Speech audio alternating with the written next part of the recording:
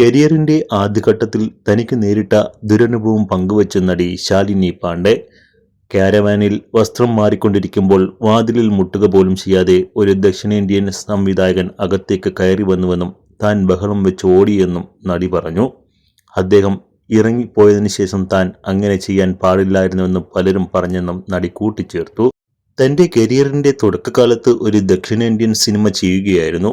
ഞാൻ വാനിനകത്ത് വസ്ത്രം മാറിക്കൊണ്ടിരിക്കുമ്പോൾ വാതിലിൽ മുട്ടുക പോലും ചെയ്യാതെ സംവിധായകൻ അകത്തേക്ക് കയറി വന്നു. അയാൾ അകത്ത് വന്ന ഉടനെ ഞാൻ അലറി. ഈ സംഭവം നടക്കുമ്പോൾ എനിക്ക് 22 വയസ്സായിരുന്നു.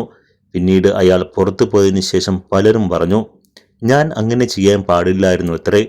നല്ല പുരുഷന്മാർക്കൊപ്പം മാത്രമല്ല കരിയറിൽ ജോലി ചെയ്തിട്ടുള്ളതെന്നും വെറുപ്പ് തോന്നിക്കുന്ന പുരുഷന്മാർക്കൊപ്പവും പ്രവർത്തിച്ചിട്ടുണ്ടെന്നും നടി പറഞ്ഞു. ഓൺ സ്ക്രീനിലും ഓഫ് സ്ക്രീനിലും ക്രൂവിനുള്ളിലെ കാര്യങ്ങളെക്കുറിച്ചുമാണ് താൻ സംസാരിക്കുന്നത്.